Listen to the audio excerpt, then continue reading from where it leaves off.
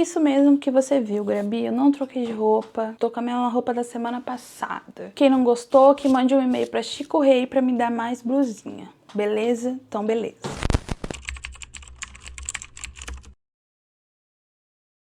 Oi gente, Dayara aqui, do Dayara Books. Eu crio conteúdo falando sobre livros a partir da perspectiva de raça, classe e gênero, com foco em horror. E hoje eu vim falar sobre um dos meus livros assim, ó, li na reta final de 2024, li com pessoas que eu amo, fiquei muito feliz com essa leitura, mexeu assim comigo em vários lugares, descobri um autor favorito e eu acho que as pessoas precisam conhecer esse livro. Tô falando de Lágrimas de Aço, do S.A. Cosby. Ai gente, eu descobri ele de uma forma muito engraçado.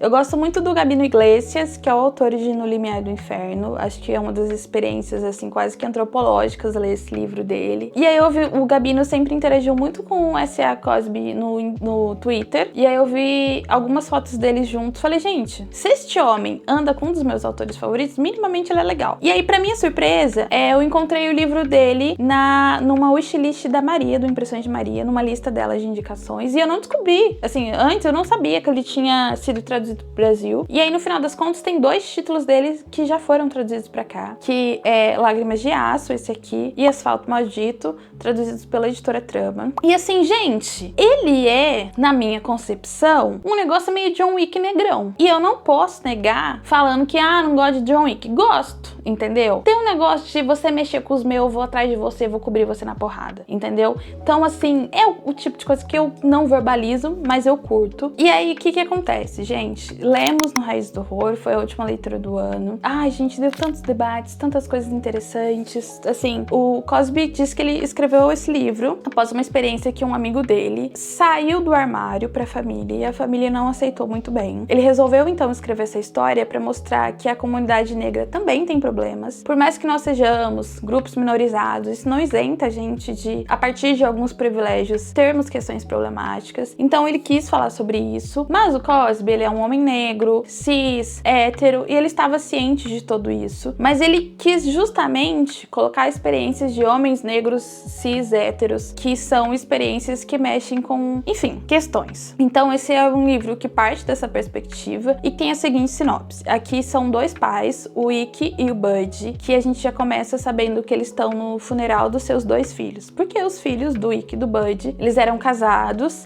e aí eles foram, assim, né, ceifaram vossas vidas por um crime claramente de homofobia. E aí tem algumas questões. O Ike e o Bud são pessoas que são ex-presidiários, eles passaram muito tempo no sistema prisional. Eles vão querer vingança. Eles vão querer descobrir quem fez isso, por que fez isso, eles vão querer que essas pessoas paguem por isso. Mas tem algumas questões que dividem esses 2 homens. Eles têm o mesmo passado, eles podem ter o mesmo futuro, mas eles não vieram dos mesmos lugares. O Ike é um homem negro, ele foi pertencente a uma gangue, mas desde quando ele saiu da cadeia, ele nunca teve mais nenhum problema. Ele sempre andou na linha, ele nunca pegou uma multa de trânsito depois disso, sabe? Ele é um cara que faz de tudo pra correr pelo certo. Enquanto o Bud é um cara que ele tem, assim, questões, tem vícios, tem dificuldades. Então o Ike conseguiu voltar pra sua família, né, pra sua esposa, pros seus filhos, e o Bud, ele é um cara que meio que ficou sem futuro, sem rumo, etc e tal. Mas assim, os 2 se juntam a partir desse olhar de mexeram com os nossos filhos e a gente claramente quer vingança, vamos atrás desses lascados. Por que eu falei sobre o S.A. Cosby ser um cara hétero? Porque aqui são 2 caras, 2 pais que deixaram de falar com seus filhos quando descobriram que os 2 eram gays. Os 2 tiveram muita dificuldade de aceitar que os filhos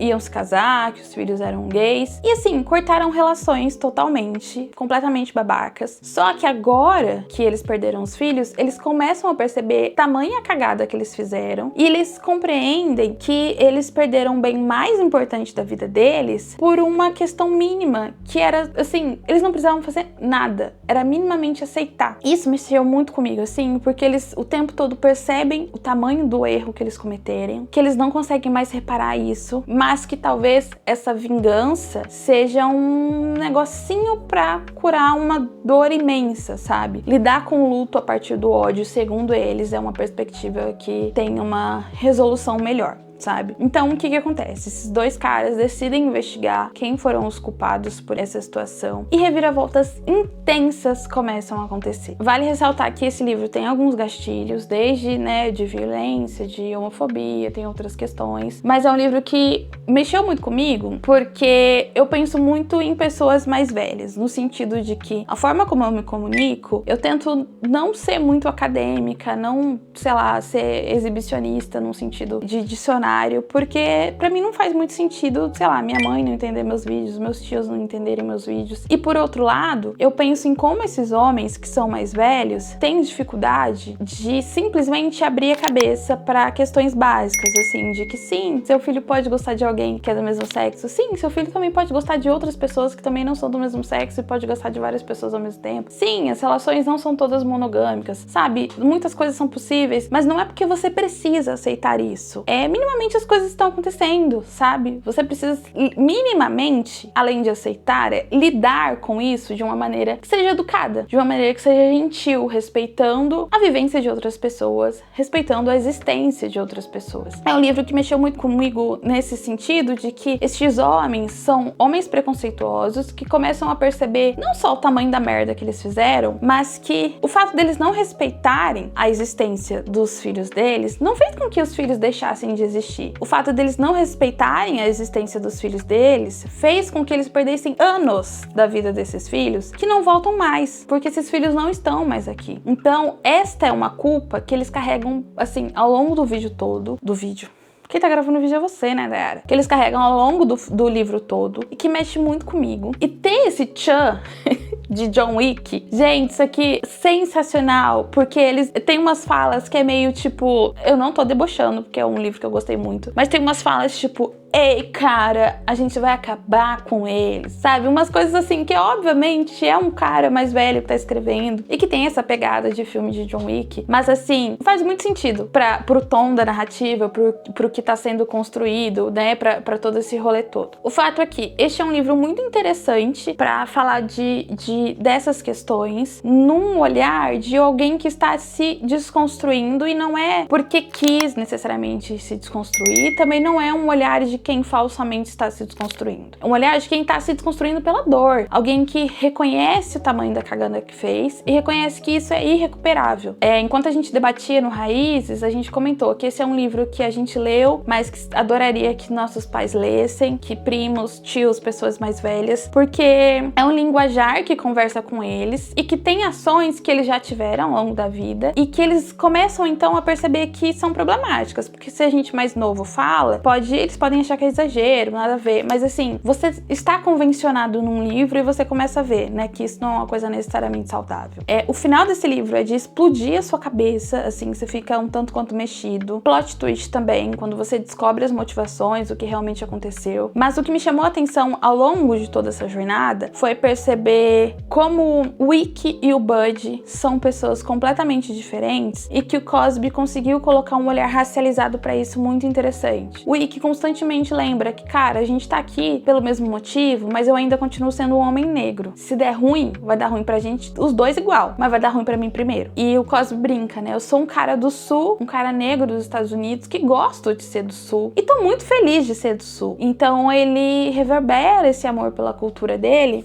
de forma muito sensacional, assim, né? Do lugar de onde ele vem. Eu acho essa diagramação belíssima. Eu acho o Cosby muito chavoso, ok? Eu acho ele maravilhoso. E esse é um livro que mexeu comigo em vários lugares, assim, da gente compreender a vivência de homens negros, compreender a construção de estereótipos de homens negros, compreender essa ideia de homens negros mais velhos e como eles também precisam se desconstruir. Mas eu acho que, acima de tudo, é um livro que fala de questões muito sensíveis e que coloca a gente pra pensar, sabe? No tempo que a gente tá perdendo em ser problemático, em ser preconceituoso diretamente, e que isso não volta nunca mais, assim. Ver esses pais sofrendo por isso, assim, um luto que é quase que palpável, você fica se questionando, né? Quanto tempo as pessoas demoraram pra aceitar coisas que são tão, sabe, mínimas. Eu falo de um lugar de uma mulher muito, né, privilegiada, eu sou uma pessoa preta, mas eu sou uma pessoa heterossexual, sou uma pessoa cis. Então, assim, eu estou em um lugar de privilégio também.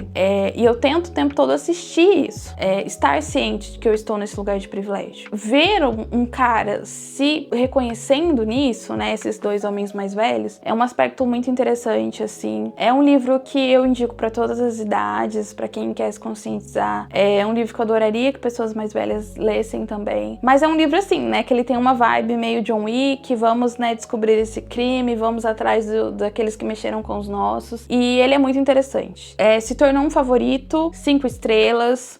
Eu adoro essa frase, né? Após o assassinato dos filhos, 2 pais vão se unir pela dor da perda. Será que a vingança é uma maneira de demonstrar o amor? Mas fica aqui a recomendação. Eu espero que vocês tenham gostado desse vídeo. Ele é um livro cheio de alertas importantes, é um livro que precisa ser lido com um certo olhar atento, assim, né? Se você não estiver confortável em ler sobre esses assuntos, deixe para um outro momento. Mas definitivamente acho que foi uma das melhores leituras do Raiz do Horror. Adoro essa capa, que são 2 homens numa lâmina. Faz muito sentido, assim, pra narrativa. E é isso, eu espero vocês num próximo vídeo. Espero que vocês fiquem bem por aí. Me contem aqui o que vocês querem ver por aqui, quais resenhas vocês querem ver, se estão interessados em ler Lágrimas de Aço. E é isso, um beijo!